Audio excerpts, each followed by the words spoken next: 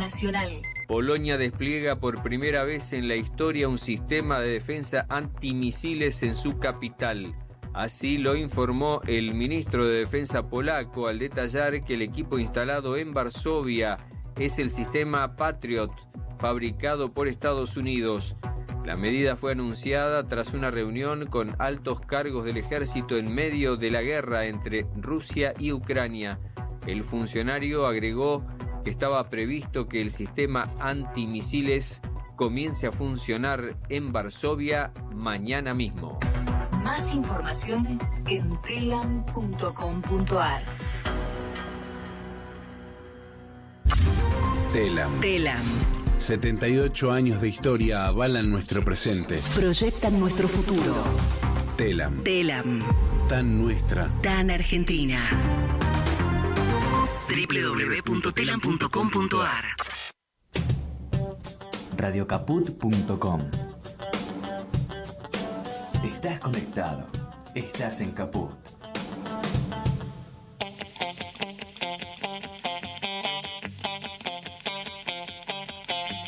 Operativo Clamor.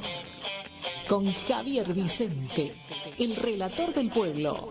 Tu amor te espera, no esperes más, porque perdiste tanto tiempo. Operativo Clamor. Los jueves a las 14 en Caput. Entre lujurias y represión, bailaste los discos de moda y era tu diversión, burlarte de los ilusionistas.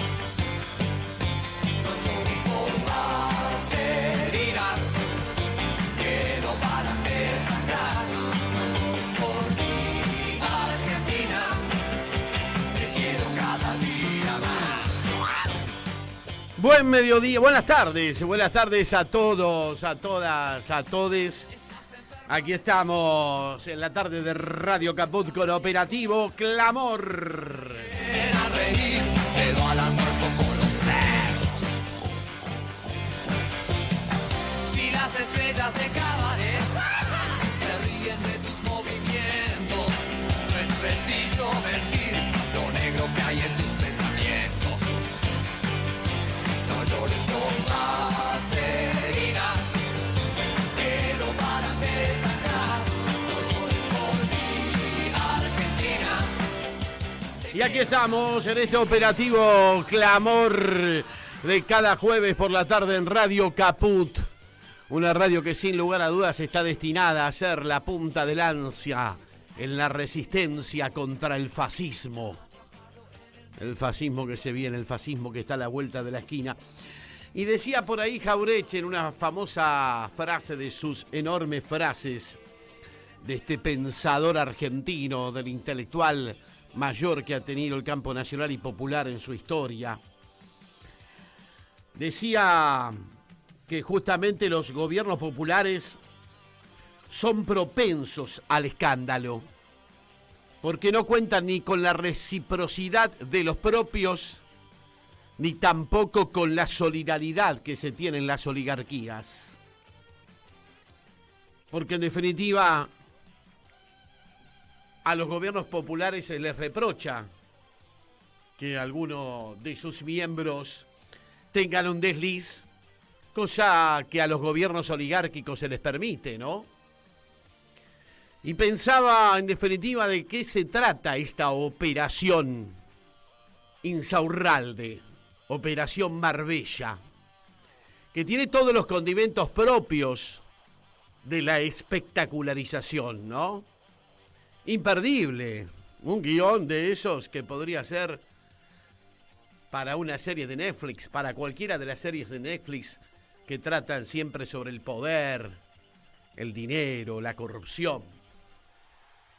Y entonces, visto y considerando que la operación Marbellí contiene todos esos condimentos propios que escandalizan a la sociedad, que escandalizan también a los propios y con razón, ¿no? Porque no hay operación sin que alguien la permita, y yo creo que en ese sentido encontraron al tipo más endeble, al tipo que más sucio estaba para realizar la operación. Pero me preguntaba el porqué de la misma. por qué se apunta como se apuntó en el momento en que se produjo la operación y cuál era el destino de la misma. Y yo creo que justamente la idea, y que caló hondo y que seguramente era el objetivo buscado, no era tanto el deterioro de él o los candidatos. En este caso, por supuesto que la operación Insaurralde, la operación Marbellí, alcanza al gobernador Kicillof, porque era su jefe de gabinete, alcanza al candidato Sergio Massa, que además tenía una relación personal desde siempre con Martín Insaurralde.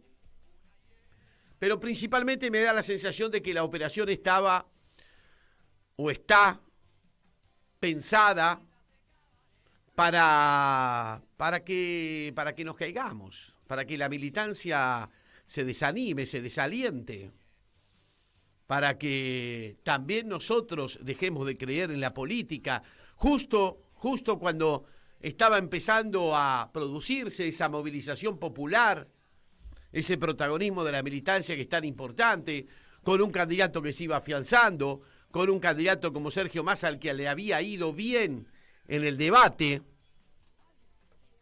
y justo ahí de pronto aparece esta operación, la operación Marbellí, que no justifica nada, pero absolutamente nada, la posibilidad de defender a un impresentable como Martín Insaurralde, ¿no? A quien todos más o menos le conocemos el currículum, no nos sorprende. Pero está claro que el objetivo era desmoralizarnos, quitarnos protagonismo a la militancia en ese camino que ya se empezaba a construir de cara a conseguir en principio llegar al balotaje el 22 de octubre y posteriormente tal vez por qué no ganar la elección. Claro está que ahora las circunstancias son bien diferentes porque me parece que el objetivo fue conseguido. Me da la sensación de que esta semana estamos todos muy golpeados y por lo tanto cayó ese ritmo, esas ganas de militar la campaña, esas ganas de salir a pelearla, porque en definitiva lo que está enfrente es Frankenstein o Drácula. Así que bueno, habrá que preguntarse entonces por qué también somos lábiles para que se produzcan esas operaciones y cuáles son los errores cometidos y que dan la posibilidad para que se produzca algo así, ¿no?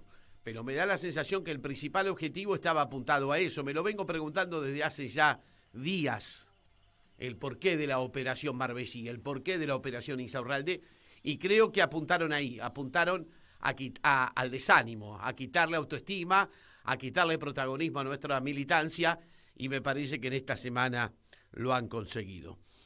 Pero bueno, vamos a charlar con Néstor Picone, colega y amigo, que anduvo de viaje, anduvo por Rusia nada más ni nada menos, en la Federación Rusa estuvo junto a otros compañeros como Jorge Elbaum, como Fernando Esteche, y yo creo que va a ser interesante también que ellos nos den su mirada de cómo se está viendo la situación argentina y de la región allí en una Federación Rusa que está saliendo victoriosa, por suerte, de la guerra con Ucrania y del enfrentamiento con la OTAN.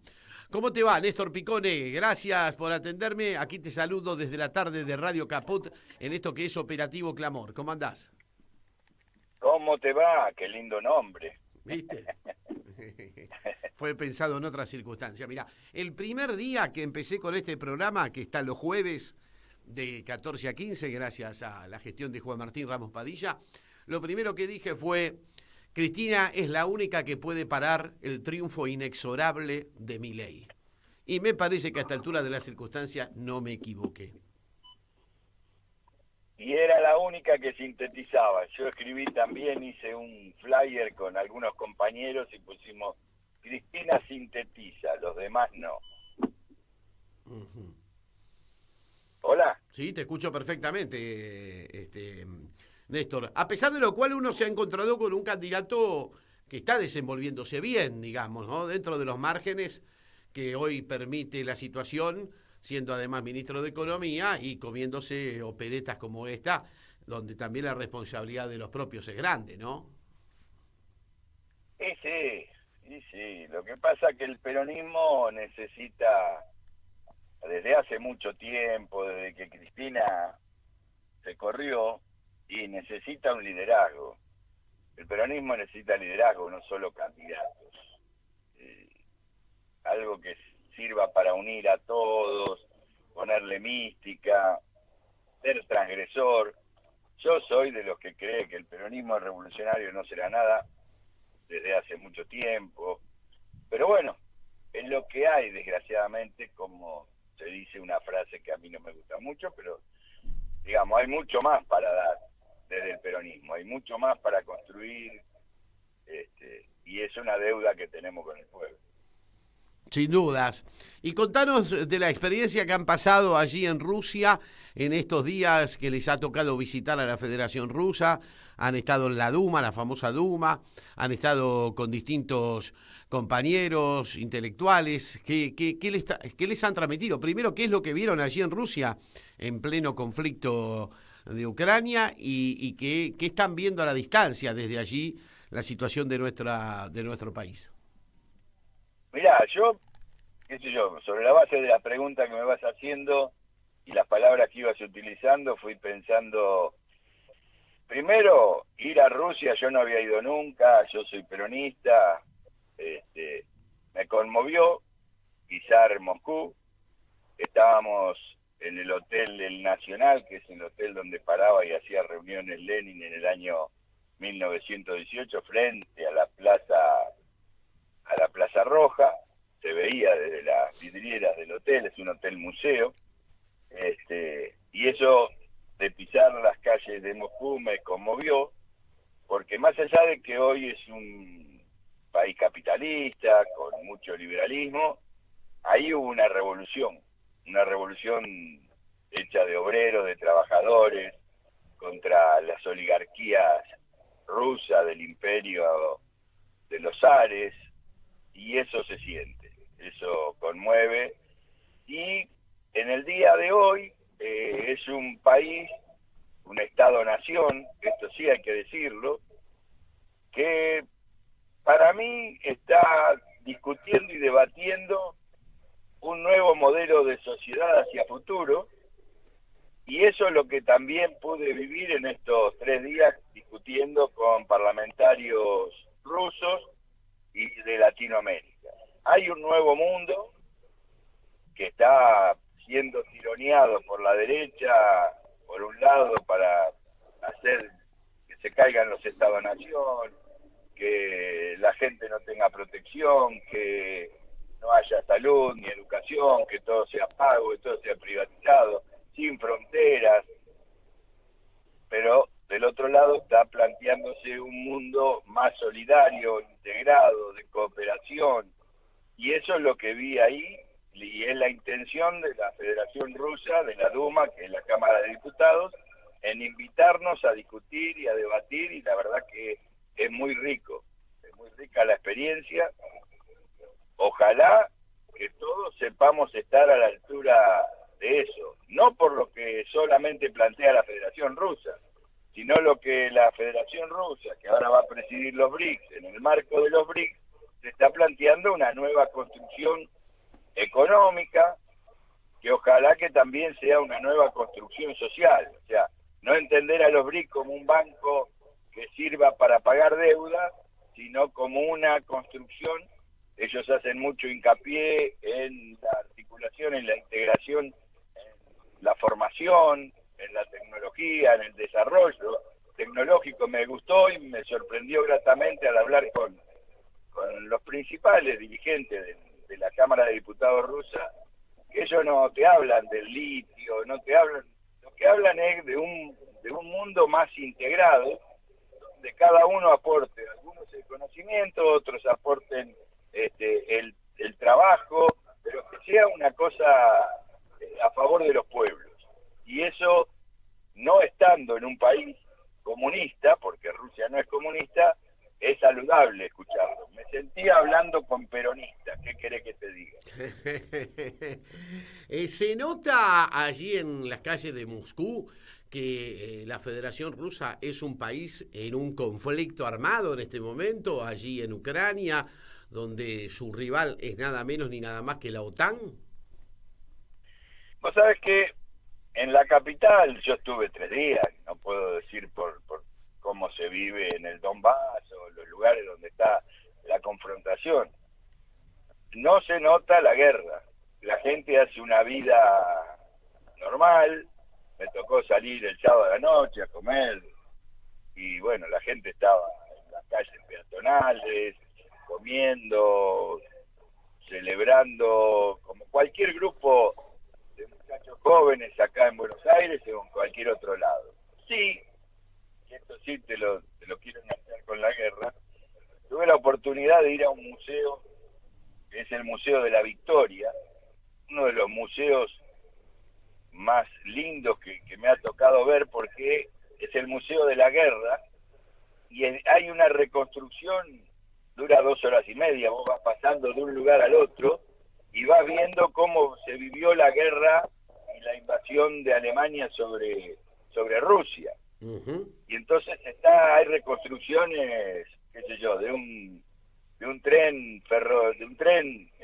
vagón de tren, y ahí te muestran que está rodeado como si fuera de nieve, con un fondo de nieve, de nubes. Es como si estuviera metido en un pueblo o en la Moscú de los años de la guerra. Y realmente es conmovedor, es muy interesante. Pero lo que quería decir, después te puedo contar más del museo, la importancia, vi 2 escuadrones de militares yendo a ver ese museo. Militares que a mí me conmovía porque son pibitos. Yo tengo 70 años, ver pibes de 20 años que estaban recorriendo ese museo y que posiblemente, porque tenían uniforme, en unos días fueran a la guerra, a mí me conmovía. Por supuesto. Porque es una cosa muy fuerte. Y después, la historia del pueblo ruso que se desconoce o que no se publicita. Si no existe el nazismo en el mundo, es gracias a 27 millones de rusos que dieron su vida por eso. No es que ganó Estados Unidos, Inglaterra la guerra. No, la ganó Rusia. El que puso el territorio, la sangre y la vida de la gente fueron los rusos. La Rusia de la Unión Soviética. Y hoy eso, por más que hoy no es una Unión Soviética, se siente en las calles, se siente en la vida. Qué sé yo, fui a ver un memorial y había pibitos con birretes, con la hoz y el martillo, sacándose una foto familiar, haciendo la venia. Y no era una pose de guerra, era como acá podés ir a sacarte una foto con Mafalda en San Telmo. No sé si se entiende lo que estoy queriendo decir. Sí, se entiende. Ahí hay una historia muy fuerte, muy fuerte. O sea, a nadie se le ocurriría en Rusia decir que los alemanes en realidad actuaron bien, pero tuvieron errores, ¿no es cierto? En los casi 26 millones de muertos. No, para nada, pero además eso sí es una identidad del pueblo ruso que los liberales de la perestroika no pudieron borrar, porque está metido en las calles, en los monumentos, en las estatuas, en los edificios, en el mismo río. Es así, no. El nazismo nunca más. Y bueno, después hay una discusión de qué mundo hacemos para mejor. Claro. Pero no está ese debate, no, para nada. Sí le sorprendía a muchos militantes y cuadros políticos que nos preguntaban qué era eso de Milei. Claro. ¿Cómo habíamos llegado en la Argentina a tener que explicar? Yo he salido algunas veces al exterior y siempre tuve que explicar el peronismo. Nunca había tenido que explicar qué era Milei. Y cuando se los explicás, ¿qué te dicen? No, que no pueden creer que eso esté pasando. Pero que sí, un poco la cultura de Estados Unidos, de Europa, que va generando estos nuevos fascismos, estos nuevos nazismos, que no tienen la misma idiosincrasia que aquellos, pero que reflotan discursos de odio, violentos, que realmente no hacen a la realidad de hoy. Por eso te digo, son extemporáneos, por lo menos para nosotros y para muchísima gente. Es un invento, digo, es algo que se metió y que ojalá podamos desterrarlo con la construcción política histórica. Sí, claro, lo que pasa es que, bueno, sí, se torna difícil, sobre todo cuando nos terminamos tirando tiros en el pie, como en el caso de este muchacho Insaurralde, ¿no, Pico? No, por supuesto, lo que pasa que, a ver, el kirchnerismo y el peronismo oficial, digamos, el instituido, y va a tener que cambiar muchas cosas. No pueden arrogarse la experiencia hermosa, fantástica de Perón y la comunidad organizada y las tres banderas y el proyecto de justicia social, independencia económica y soberanía, con esto que están haciendo ahora, que yo creo que trasciende el Insaurralde, porque en los 70 muy difícil entraba un Insaurralde en la discusión política. Podía entrar alguien de derecha, no te digo que no, y de hecho lo vivimos, pero la discusión era político-ideológica, no era una discusión de negocios. Eso. Sí, pero además yo creo que lo he hablado contigo más de una vez. Me parece que en este tiempo de experiencias múltiples como la que hemos vivido en el campo nacional y popular desde los 12 años de la década ganada, pasando por la restauración macrista y estos 4 años fallidos del gobierno popular, me parece que nos hemos olvidado de la dimensión ética en nuestra formación y conformación como militantes políticos, o la dejamos de lado, o la subestimamos, o nos pareció que no era importante, y hoy la estamos necesitando. No sé cómo la ves. No, sí, es necesario, por eso te digo que ojalá eso que vos estás diciendo, esa historia, esos símbolos, esa mística, esa moral, esa convicción, nos sirva para desterrar cualquier triunfo de la derecha o cualquier triunfo aún de masa que no vaya para el lado del pueblo. Yo creo que, así como a mí me dicen, no nos vamos a comer 4 años más de Milei, pero tampoco nos vamos a comer 4 años más de un mal gobierno peronista. Porque tuvimos un mal gobierno peronista. Este es el problema.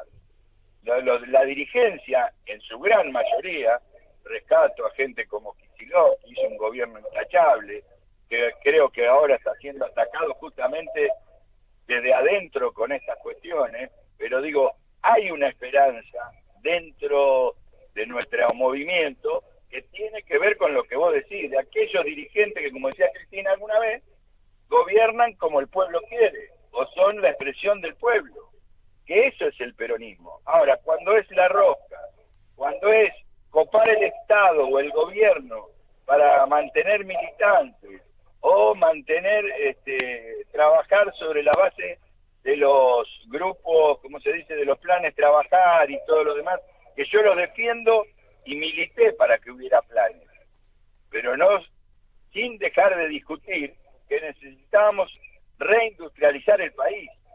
La gente no puede vivir 20 años dentro de un plan. Podés trabajar 1 año, 4, 5, pero sobre la base de que ya estás presentando un proyecto de reindustrialización, de rediseño de políticas, de un montón de cosas que no se hicieron, de relaciones internacionales que no se dieron. Estamos entrando a los BRICS sobre la hora.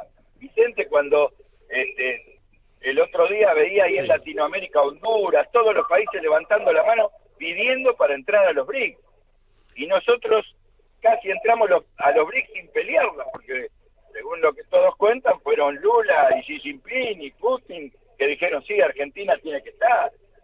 Sí, igualmente necesitamos recuperar ese orgullo de pueblo, ese orgullo peronista, que no es desprecio por las otras ideologías, pero es lindo sentirse así, de que la gente te quiere, de que los países te respetan, y eso es el peronismo también, no encerrarse a ver quién ocupa el cargo de diputado durante 4 años para ver quién, si sos reelecto o no sos reelecto. y no hiciste ninguna política en el camino. Sí, no deben estar muy contentos los rusos, me imagino, con el hecho de que en su momento Alberto Fernández fue a verlo a Putin y dijo que Rusia era la puerta de entrada para América Latina, y resulta que después, apenas empezó la guerra de Ucrania, salimos a pegarle a los rusos en todos los foros internacionales, ¿no? No, son muy respetuosos, no dicen nada, pero no les gusta. Y la delegación que fue ahora a este encuentro, esta conferencia parlamentaria, que a mí me invitaron por el programa que yo hago con Silvana Yarmoluk, que es Paz Rústica, que desde hace un año no tenemos ningún temor en plantear cuestiones que tienen que ver con la guerra, con el desarrollo, con la existencia histórica de Rusia en la Argentina. Cuando yo tuve que hablar, dije el agradecimiento al pueblo ruso por haber entregado 27 millones de vidas para que en Occidente haya democracia y que no se le reconozca. Y el reconocimiento a Putin por las vacunas que salvaron miles de vidas en la Argentina. Claro. Esto es para empezar. Después tenemos que discutir qué modelo de sociedad queremos, que no queremos que un país se imponga por sobre otro, queremos que el trabajo sea colaborativo, y en esto coincidimos, inclusive hablando hasta del tema comunicación con la gente de la Duma. Así que, digo, a mí me quedó muy contento en ese sentido. Bueno, Néstor, gracias por el informe del viaje a Rusia, de los compañeros, y también por darnos la perspectiva de lo que han encontrado allí, de lo que han podido visualizar a la distancia también de lo que está ocurriendo en la Argentina, ¿eh? No, te agradezco a vos, Javier, como siempre, por poder hablar con tranquilidad y decir lo que uno piensa en total libertad. Te mando un abrazo y muchísimas gracias, Javi. Un abrazo grande, Néstor. Néstor Picone, charlando con nosotros, colega y amigo, que estuvieron en un viaje a Rusia hace pocas horas, volvieron, con un grupo de dirigentes políticos, sociales, con colegas también, Jorge Elba, un Fernando Esteche, estuvieron allí en Rusia y nos contó su experiencia y cómo se está viendo el proceso que se está viviendo en la Argentina, ¿no? El proceso de reconfiguración política. Pero como para cerrar un poco esta primera media hora de análisis y de entrevistas, decía don Jaureche, ¿no? Los gobiernos populares son débiles ante el escándalo. No tienen ni cuentan con la recíproca solidaridad encubridora de la oligarquía y son sus propios partidarios quienes señalan sus defectos que después magnifica la prensa. El pequeño delito doméstico se agiganta para ocultar el delito nacional que las oligarquías preparan en la sombra. Y el vendepatria se horroriza ante las sisas de la cocinera. Don Arturo Jaureche señalaba esto a propósito de una semana difícil para quienes transitamos el campo nacional y popular con esto que se ha denominado como la Operación Marbellí o la Operación Insaurralde. 14:34, hacemos la primera separata musical con tanda, como lo decida Martín, vamos con tanda y después seguimos en la media hora final de nuestro programa. Mandanos un WhatsApp. Mandanos Sarasa y Noticias. 11 65 16 44 46. Noticias. Política. El Ministerio del Interior impulsa una acción judicial contra Joel Lewis por las irregularidades en la compra del Lago Escondido. Presentó una declaración de lesividad en el marco de la causa penal por las presuntas irregularidades en los controles que rodearon la compra-venta de esas tierras en Río Negro, que terminaron en manos de Hayden Lake, una sociedad integrada por el empresario Joel Lewis entre los años 1996 y 1997. Según se informó hoy oficialmente, un informe de la Procuraduría de Investigaciones Administrativas señala que la operación inmobiliaria se enmarca en un proceso violatorio de la ley que impide la venta de tierras a extranjeros en zonas de seguridad fronteriza.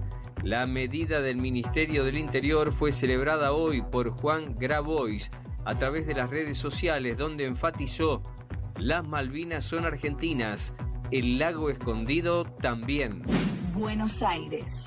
La línea Belgrano Sur extendió su recorrido desde González Catán hasta Lozano. Desde el Ministerio de Transporte informaron que la reactivación se produce en el marco del plan de modernización del sistema ferroviario. Además, anticiparon que en poco tiempo más el tren estará llegando a Navarro. Al mismo tiempo, se informó que pronto se terminará el viaducto que permitirá hacer llegar el Belgrano Sur hasta Plaza Constitución, permitiendo a sus usuarios combinar con la línea Roca y el subte.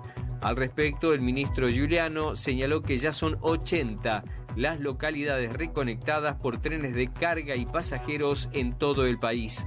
Córdoba. Extienden hasta fines de febrero la emergencia agropecuaria. La medida del Ministerio de Economía fue dispuesta por sequía y heladas que afectaron a las explotaciones agrícolas, forestales y frutihortícolas de 21 de los 26 departamentos de la provincia.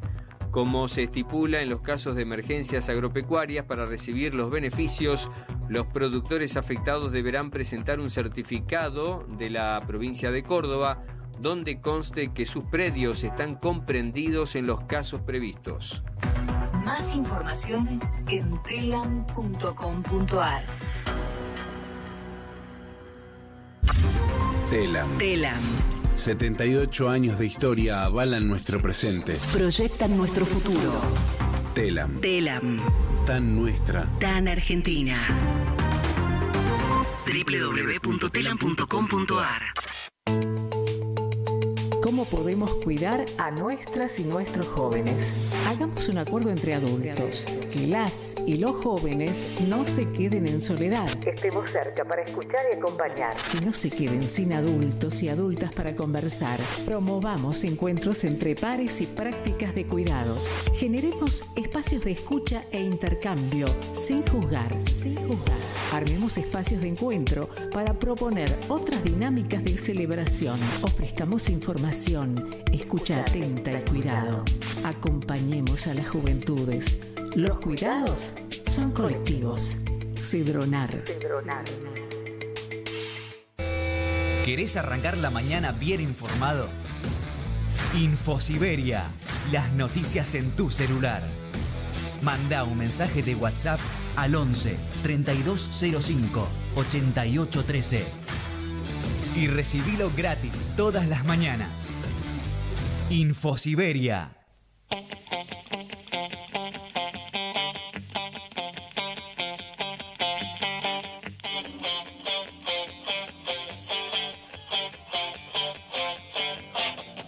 Tu amor te espera, no esperes más, porque perdiste tanto tiempo, indecisa al hablar, tan dura como Humphrey Bogart. Bien, seguimos aquí en la tarde de Operativo Clamor en Radio Caput, 14:39 en la ciudad de Buenos Aires, linda temperatura. Y hoy se va a estar desarrollando en el Centro Cultural de la Cooperación, allí en la calle Corrientes 15 y 43, 1543. Bueno, ustedes lo conocen bien, al Centro Cultural donde tanta linda actividad se desarrolla. Una charla sobre el fascismo del siglo XXI, mito o realidad. La participación de Rocco Carbone, ustedes lo conocen bien, analista, político, filósofo, escritor, de Paula Klaschko, que es socióloga y coordinadora de la red, y Paola Gallo, que es abogada y preside el Mopasol. Así que va a estar interesante porque, bueno, tenemos al fascismo a la vuelta de la esquina. Lamentablemente, todo indica que en octubre o ya noviembre, diciembre, cuando suma el fascismo en la Argentina, vamos a tener que pasar a la resistencia. No sé qué opinará al respecto Jorge Kreines, este gran dirigente de la izquierda a quien hemos convocado en esta tarde.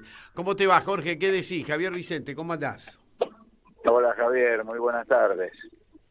Bueno, vos qué avisorás, el fascismo bueno, está entre nosotros, ¿no? Vamos a tratar de que no ganen, ¿no? Vamos a tratar de utilizar en todo caso las herramientas escasas de que dispone nuestra gente para que no ganen la elección y que podamos, dentro de todo, tener un escenario para seguir peleando por lo nuestro.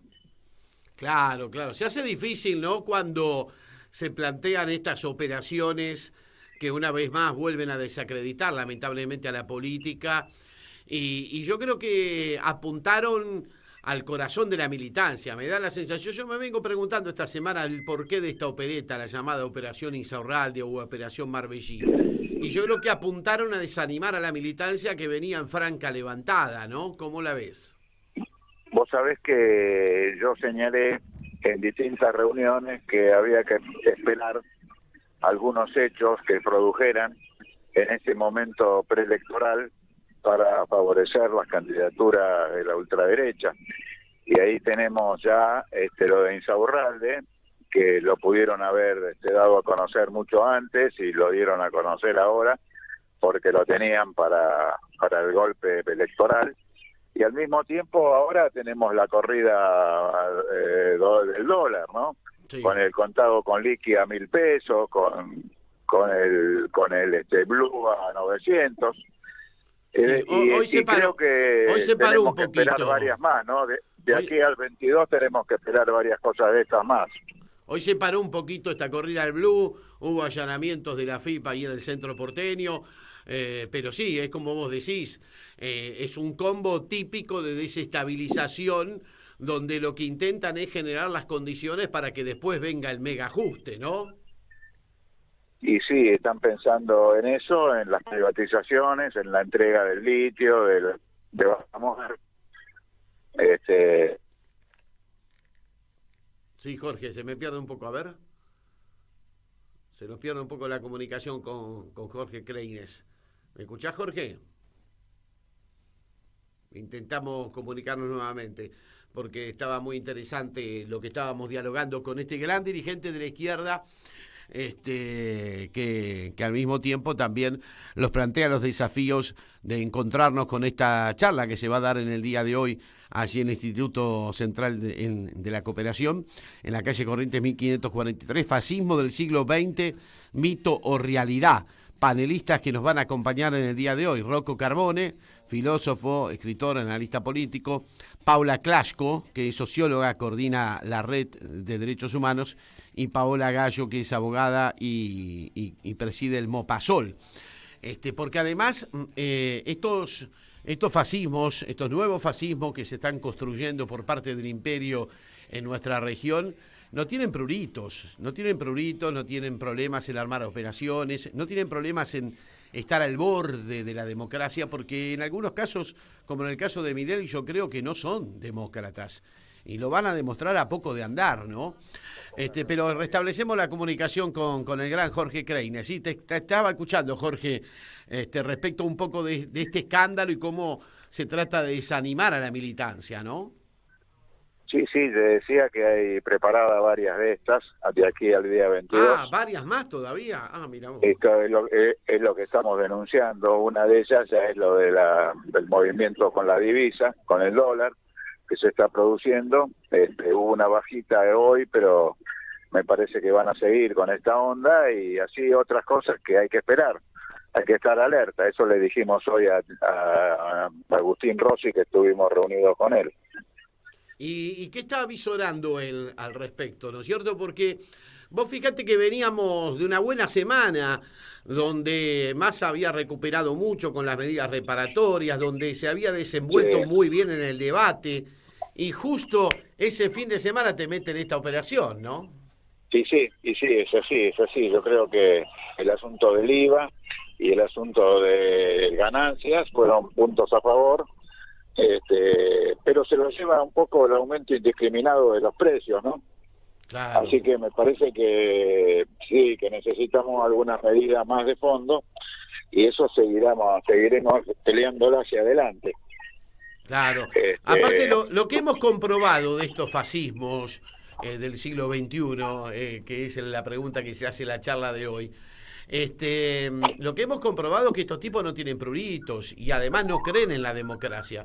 Fíjate que Bolsonaro en su momento, en plena campaña, fue capaz de autoatentarse. ¿Qué podemos esperar de un loco como Milei? No. Sí, además no es el loco solamente, sino todo lo que hay detrás, los grandes poderes transnacionales que tienen interés en nuestros recursos naturales, en seguir esquilmando a la República Argentina, los monopolios transnacionales. Me parece que Milei, Bullrich son la expresión. Se nos volvió a cortar, qué lástima con el gran Jorge Kreines,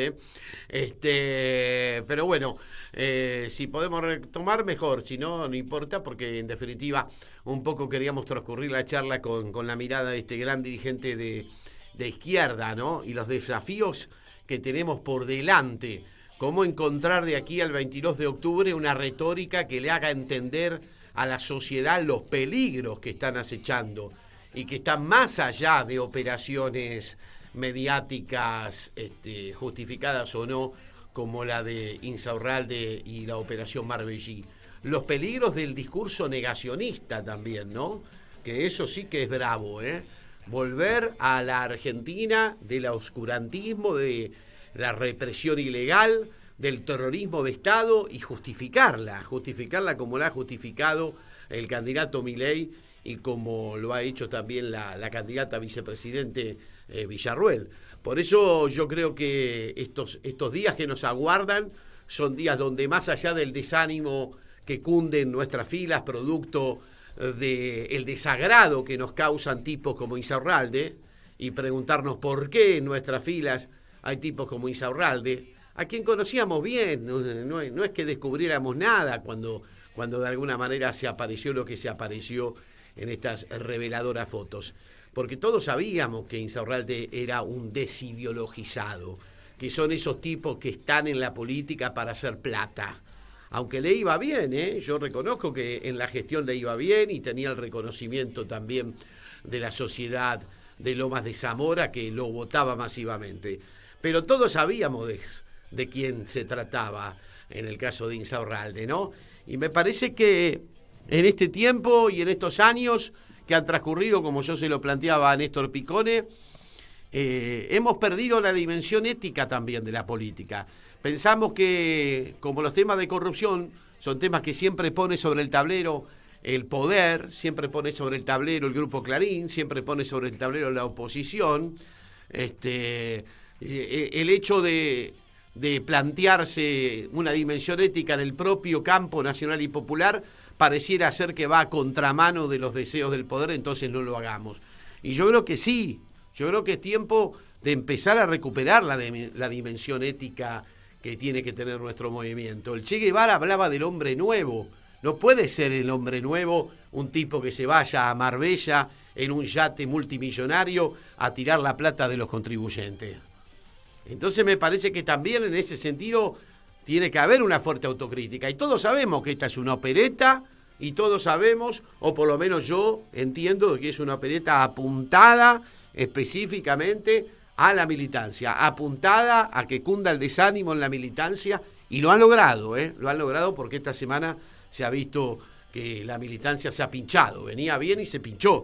¿Y cómo no se va a pinchar? ¿Cómo cargas con un mamarracho como este de Insaurralde? Es difícil, ¿no?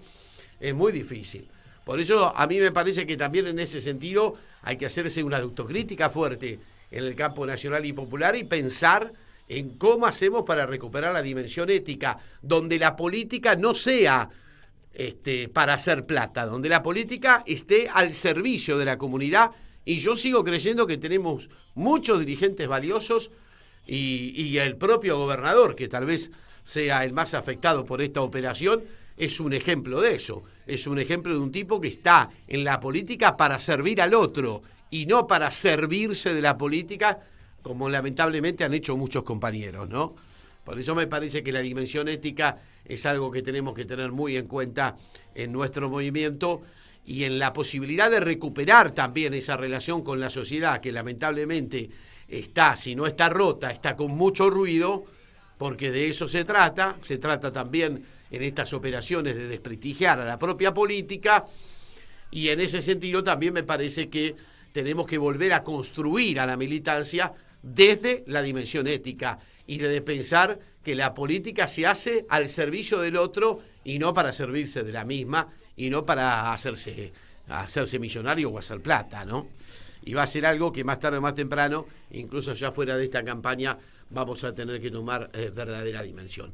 ¿Qué tenemos para ahí, para matizar ya el tramo final de nuestro programa mientras se prepara Horacio del Prado con el programa que nos sigue, Martíncho?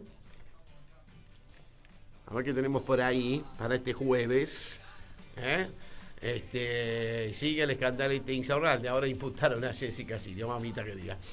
¿Qué tenemos? Vamos.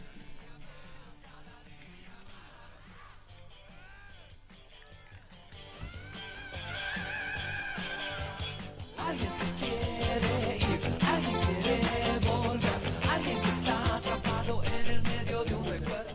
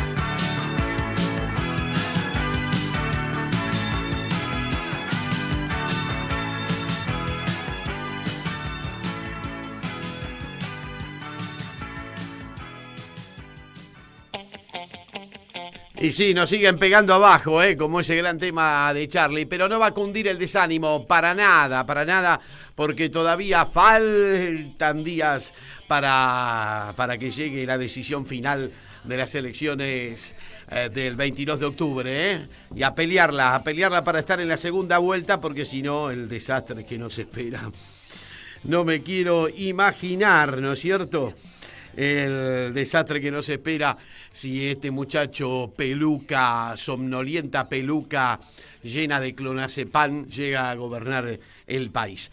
Atentos a lo que pueda pasar el domingo, ¿no? Nuevo debate el domingo, en este caso aquí en la ciudad de Buenos Aires. Se va a desarrollar a partir de las 19 horas. No creo que tenga el rating que tuvo el primer debate, pero va a ser interesante porque me da la sensación de que ahora también se viene una nueva reconfiguración de la campaña y probablemente Patricia Bullrich empiece a atacarlo a Milei, ¿no? Yo creo que evidentemente no salió bien parada del debate del domingo pasado Patricia Bullrich, y además ya se agotó su discurso anti-kirchnerista, que uno no sabe si es contra el kirchnerismo o contra los fanáticos de Kiss, porque ella dice, viste, anti-kirchnerista, se van a quejar los integrantes del club de fans de la banda Kiss.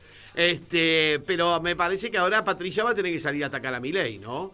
Y si bien es cierto que uno cree a esta altura de las circunstancias que Patricia Bullrich está prácticamente fuera del ring, si es que llega a haber un balotage, atención, porque Patricia no es para subestimar, tiene capacidad de daño. Si lo ataca a Milei a fondo, lo va a dañar. Fíjate que ya Milei se sacó de su eje, acusándola de poner bombas en jardines de infantes, cosa que es mentira, En eso tiene razón Patricia Bullrich, en hacerle el juicio a Milei, porque Milei dijo una barbaridad que no es. Patricia Bullrich nunca puso una bomba en un jardín de infantes, aunque no es santo de mi devoción, y además creemos que es alguien muy violenta, ¿no? Pero lo de Milei ya es peligroso, porque estamos hablando de alguien que no cree en la democracia directamente, que es capaz de mentir de este modo, ¿no? Como mintió sobre la dictadura militar, como mintió sobre el genocidio, como mintió con el discurso copiado de Macera sobre lo que ocurrió en la Argentina del genocidio. Ya que podemos esperar de semejante personaje, ¿no?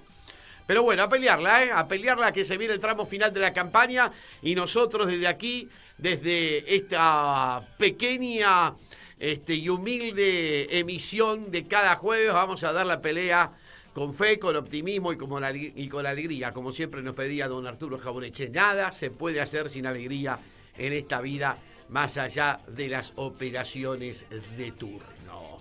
Nos vamos, ya llega Horacio del Prado. Nos reencontramos el próximo jueves. Gracias a todos. Chau, chau.